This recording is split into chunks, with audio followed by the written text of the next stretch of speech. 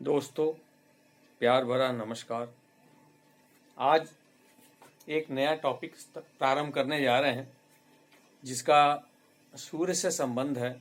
सूर्य हमारा एक स्टार तारा भी कहलाता है, लेकिन वास्तव में ये एक ग्रह है जो हमको जीवन प्रदान करता है, वनस्पतियों को जीवन प्रदान करता है और सभी जीव जंतुओं को जीवन प्रदान करने में सहायक होता है। इसके बगैर तो हमारा अस्तित्व ही नहीं है, क्योंकि हमारे सौरमंडल का ये एक विशाल तारा है जो सभी ग्रहों को भी अपने ही हिसाब से संचालित करता है। आज मैं इसको प्रदर्शित करने जा रहा हूँ।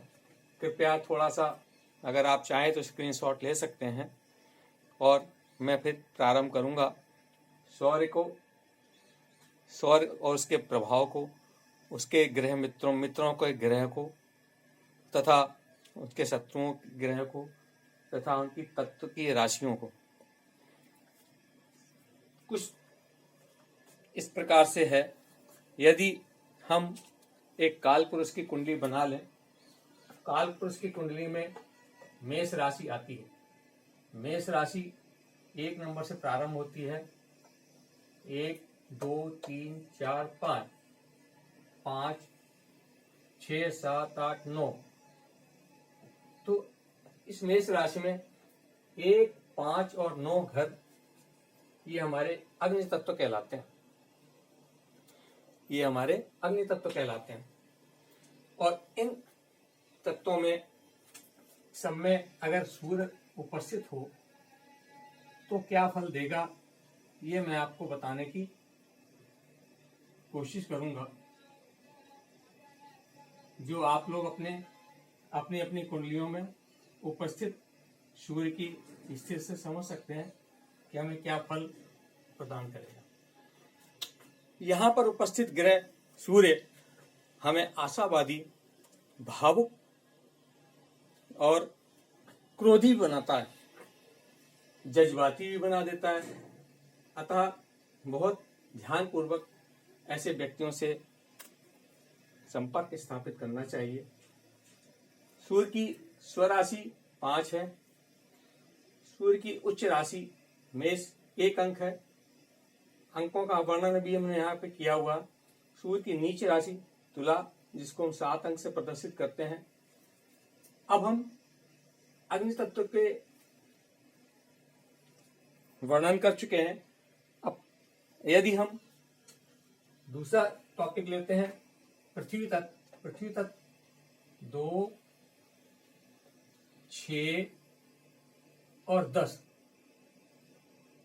इन राशियों में यदि सूर्य बैठा होगा तो हमें क्या फल देगा। ये हमारी वृष राशि है, ये कन्या राशि है और ये मकर राशि। वृषभ, कन्या और मकर राशि में सूर्य उपस्थित होने पर महाअभिमानी बना देता है और दूसरों से जलन पैदा करने वाला और खुराफाती, दुनिया भर के खुराफात उसके अंदर दिमाग में चलती रहती है। यदि हमारे वायु तत्व में यदि हमारा सूर्य उपस्थित होता है तो किस प्रकार के परिणाम देता है वो हम आपको बताने जा रहे हैं। यदि वायु तत्व में सूर्य उपस्थित होता है, वायु तत्व की राशियों में यदि सूर्य उपस्थित होता है तो ये अच्छे दिल वाला, बहुत ही सज्जन स्वभाव का, अच्छे दिल वाला, विज्ञान में रुचि रखने वाला तथा कला प्रिय होता इंसान होता है। ये सबके भलाई के लिए ही काम करने की प्रयास करता है।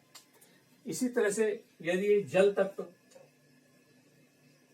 में सूर्य उपस्थित होता है, सूर्य जल तत्व होता है 4 8 12, 4 8 12।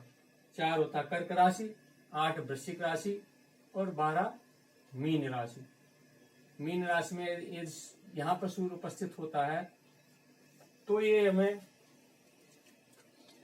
स्त्री से दिलचस्पी ज्यादा देता है, पानी से संबंधित धंधा करने पे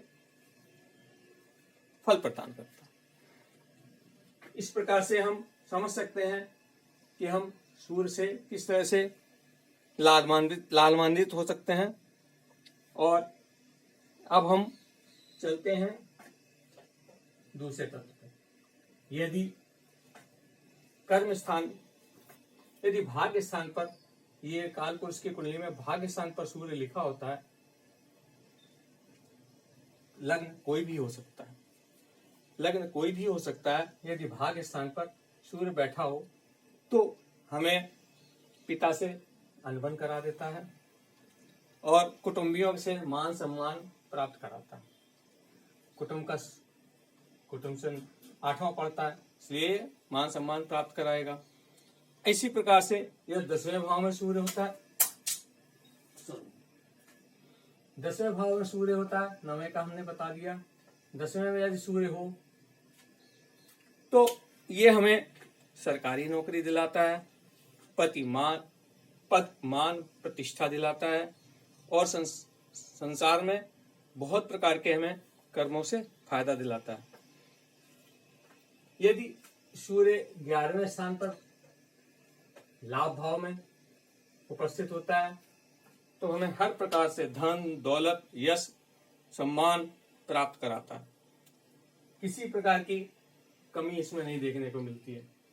यदि इसी तरह से पराक्रम भाव में सूर्य की उपस्थिति को अध्ययन करते हैं, किसी में जन्म लग्न किसी भी प्रकार का हो सकता है, मगर पराक्रम भाव में सूर्य उपस्थित होगा, कुंडली कोई भी हो, तो उसमें धन प्राप्त करता है, अपने पराक्रम से धन प्राप्त करता है और अच्छा धन प्राप्त करता है।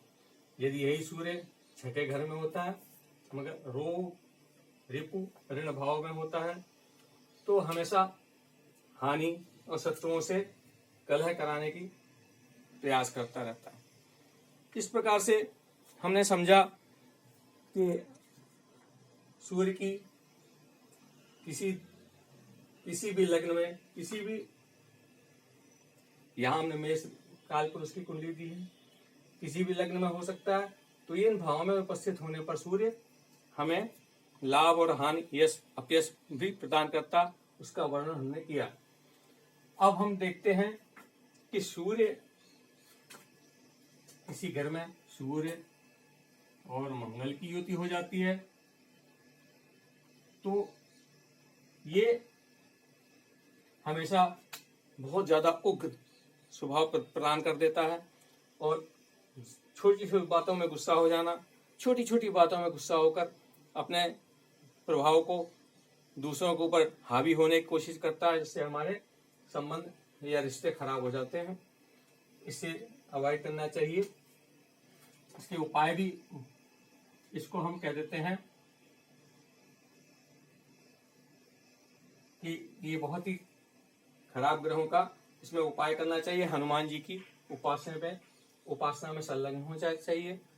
प्रतिदिन कम से कम 11 बार हनुमान चालीसा पढ़े। शनिवार के दिन अपने जो उपस्थित होकर मंगल की पूजा, जैसे सुंदरकांड का पाठ करना और हनुमान जी को चोला अर्पण करना, ये बहुत ही सिद्ध सहायक होगा। यदि सूर्य चंद्र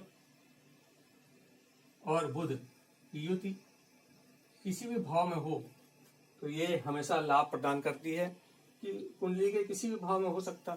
यहाँ हमने कर्म भाव में दिखा दिया, किसी भाव में हो सकता है। सूर्य के साथ यदि शनि का भी युति कहीं भी हो, ये किसी भी भाव में हो सकता है, लग्न कोई भी हो सकता है। ये सूर्य शनि की युति अच्छी नहीं कहलाती है और हमको अपयश दिलाती है, अकीर्तिमान बना देती है। आज के प्रसंग में सूर्य के संबंधित केवल इतना ही। शेष अग्रिम प्रसंग में प्रस्तुत करेंगे। आपका बहुत बहुत धन्यवाद। नमस्कार।